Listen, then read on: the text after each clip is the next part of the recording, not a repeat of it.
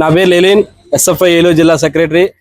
దాదాపు గత 2 సంవత్సరాల నుంచి కూడా ఎస్సీ హాస్టల్ ముందు ఉన్న ఎమ్మినపేట హాస్టల్ ముందు ఏదైతే ఉందో రోడ్డు సంబంధించి అనేక సార్లు వివరించాము. ఇదిగో బడ్జెట్ వేసామని పేపర్ స్టేట్మెంట్ ఇవ్వడం తప్ప అధికారులు దీన్ని పొందుపరుచుకుంది కూడా లేదు.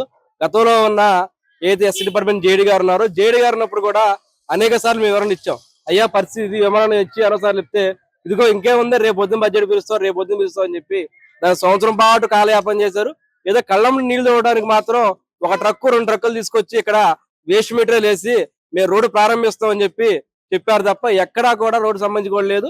దీని పేరుతో గతంలో ఉన్న జేడీ గారు కానీ లేదా అధికారులు కానీ ఇక్కడ ఉన్న హాస్టల్ వార్డుల అధికారి కానీ ఇతర అధికారులు అందరూ కూడా దీని పేరు తిన్నారు తప్ప ఎవరు కూడా రోడ్డును పట్టించుకునే పరిస్థితి లేదు. వాళ్ళ బండ్ల మీద వెళ్తున్నారు, కానీ విద్యార్థుల పరిస్థితి చూస్తేనేమో రోడ్ల మీద నడుచుకుంటూ వెళ్తా ఉన్నారు. ఇదేని పరిస్థితి అని చెప్పి మేము ఎస్ఎఫ్ఐకి డిమాండ్ చేస్తా ఉన్నాం.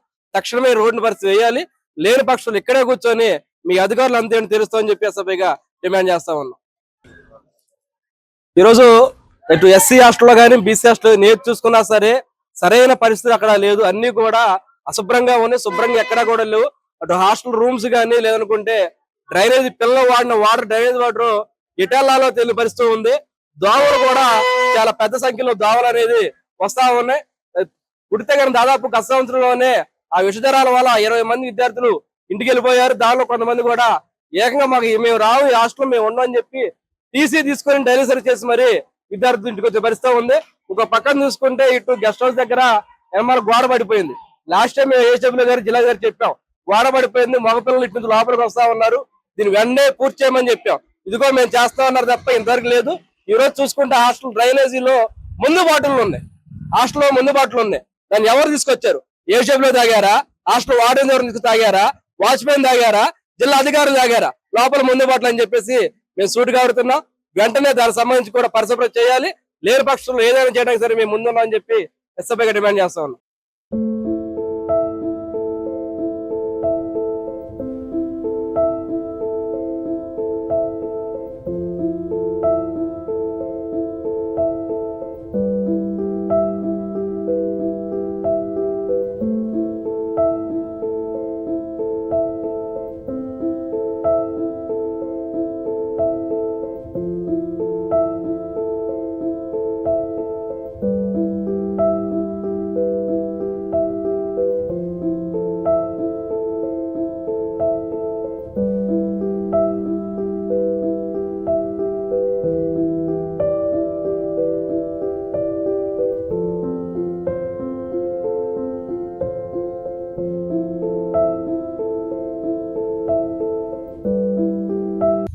నేను ఉమ్మడి పశ్చిమ గోదావరి జిల్లా అధ్యక్షుడిని పీడిఎస్యు.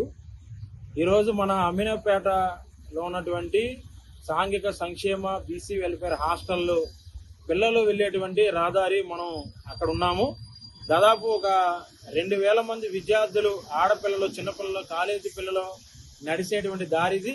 అదేవిధంగా బాలయోగి సైన్స్ పార్క్కి వెళ్ళే దారి, అట్లాగే కరెంట్ ఆఫీస్కి వెళ్ళే దారి, అంటే ఇన్ని రకాల అధికారులు వెళ్ళేటువంటి దారి పరిస్థితి ఇది.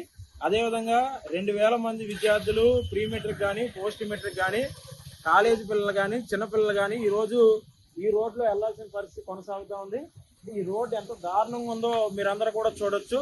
అంటే నిత్యం విద్యార్థులు వెళ్ళేటువంటి రోడ్డు ఈ విధంగా ఉందంటే విద్యాశాఖ అధికారులు కానీ లేకపోతే సోషల్ వెల్ఫేర్ కానీ బీసీ వెల్ఫేర్ జిల్లా అధికారులు కానీ ఏం చేస్తామని అడుగుతా ఉన్నాం. అయితే ప్రభుత్వ కార్యాలయాల రోడ్లు మాత్రం చాలా సిమెంట్ రోడ్లు కానీ మన ఈ తార్ రోడ్లు ఉండే పరిస్థితి ఉంటుంది.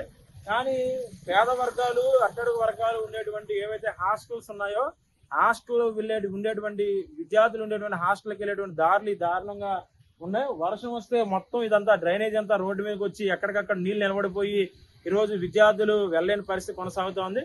ఇట్లా వాటర్ నిలబడితే ఖచ్చితంగా దోమలు చేరి భవిష్యత్తులో విద్యార్థులకి ఆరోగ్య సమస్యలు ఏర్పడే అవకాశం ఉంది. కాబట్టి ఎట్లాంటి వర్షం పడితే ఎట్లా నీళ్లు మునిగిపోయే పరిస్థితి లేకుండా ఖచ్చితంగా ఇక్కడ రోడ్డు వేయాలని కూడా పీడిఎస్ గా డిమాండ్ చేస్తాను. అదేవిధంగా ఖచ్చితంగా సోషల్ వెల్ఫేర్ అధికారులకు కూడా కలిసి ఈ యొక్క ఏదైతే ఈ పరిస్థితి ఉందో దాన్ని ఖచ్చితంగా వివరించి పీడిఎస్ ఎంతపాతం అందజేసే కార్యక్రమం కూడా చేస్తామని చెప్పి సందర్భంగా తెలియజేస్తాను.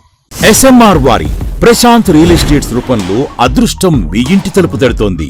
మీరు ఊహించని విలువైన ఆస్తిని డ్రాలో గెలుచుకుని అదృష్టవంతులు కండి.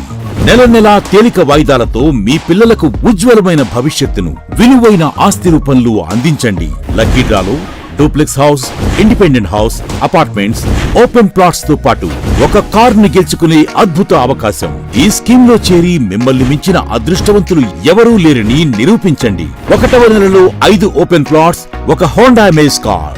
2వ నెలలో 5 ఓపెన్ ప్లాట్స్, ఒక టయోటా ట్రైజర్ కార్. 3వ నెలలో 5 ఓపెన్ ప్లాట్స్, ఒక కియా సోనెట్ కార్.